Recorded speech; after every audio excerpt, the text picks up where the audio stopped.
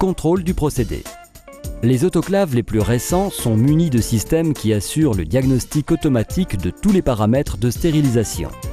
Il est cependant indispensable que les opérateurs contrôlent périodiquement le bon état de l'autoclave, dans la mesure où les utilisateurs ont l'obligation et le devoir de vérifier l'efficacité réelle du dispositif qu'ils emploient. Il est conseillé de classer l'ensemble des documents relatifs aux essais effectués et de les conserver pendant au moins 10 ans. Contrôle biologique.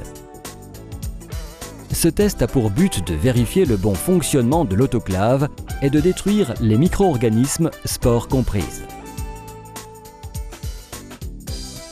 Introduire dans l'autoclave un tube réservé au contrôle biologique en le plaçant sur le plateau central, même en présence d'une charge à stériliser. Fermer la porte, sélectionner un cycle de stérilisation standard et lancer le cycle. Au terme du cycle, extraire le tube,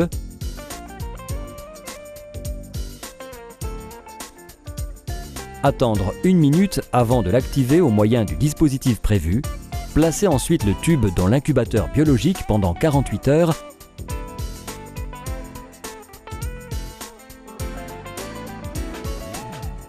avec un tube test non stérilisé également activé.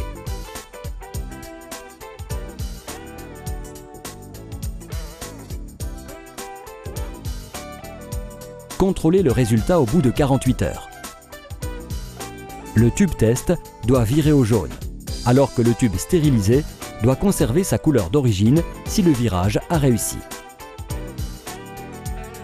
Si le tube stérilisé vire au jaune, répétez le test.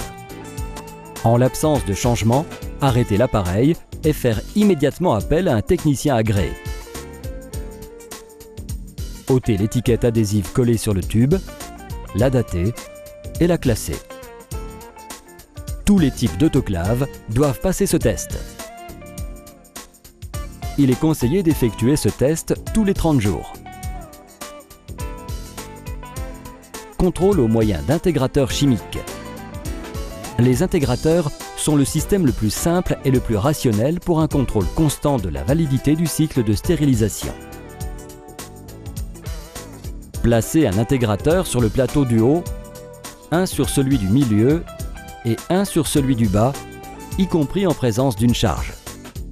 Ou bien introduire auparavant un intégrateur à l'intérieur de chaque sachet contenant les matériels à stériliser.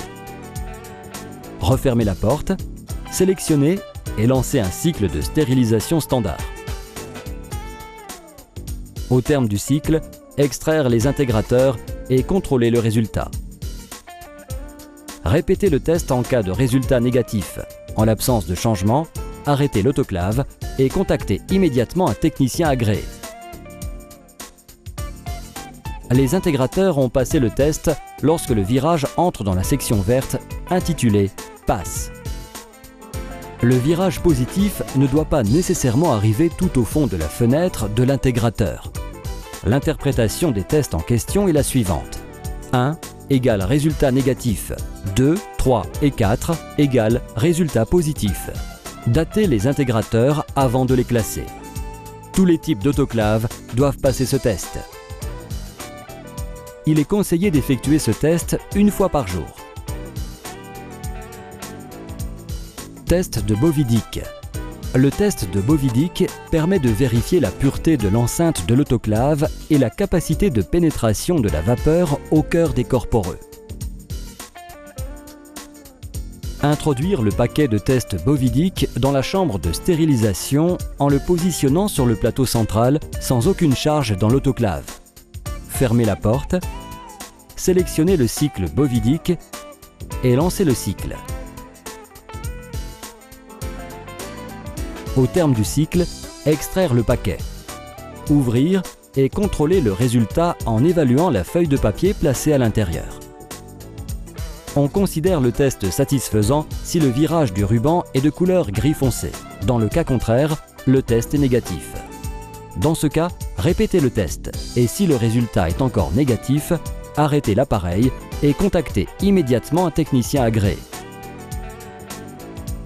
Datez le test avant de le classer. Seuls les autoclaves certifiés pour la stérilisation de charges poreuses doivent réussir ce test. Il est conseillé d'effectuer ce test tous les 30 jours. Test Helix. Le test Helix permet de vérifier la pureté de l'enceinte de l'autoclave et la capacité de pénétration de la vapeur au cœur des corps poreux.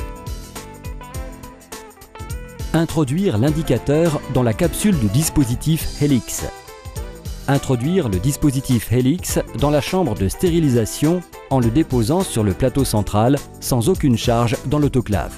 Refermer la porte, sélectionner le cycle Test Helix et lancer le cycle. Au terme du cycle, retirer le dispositif de la chambre, ouvrir la capsule et extraire l'indicateur dont on contrôle le résultat. L'indicateur a bien viré s'il est de couleur gris foncé. Dans le cas contraire, le test est négatif.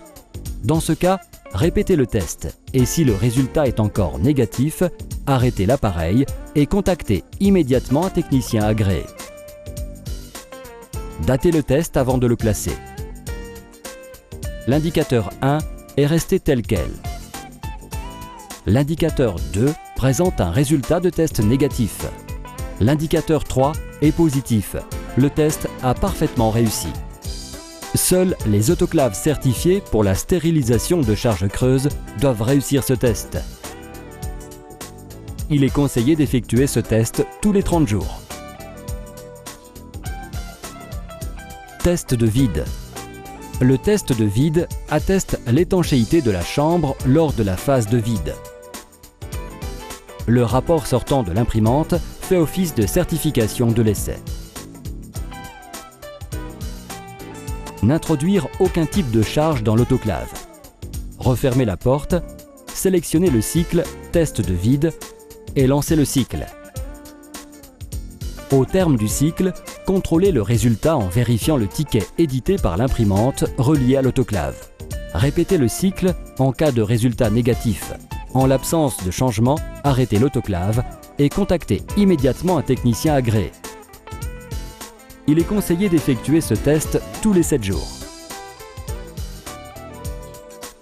Classement des tests. Le classement des tests constitue une tâche importante qui doit faire l'objet d'une gestion précise et rationnelle. Les tests doivent être conservés pendant 10 ans. Le système SterilDoc a été conçu pour un classement simplifié et pour assurer également le contrôle et la prise en charge du test suivant.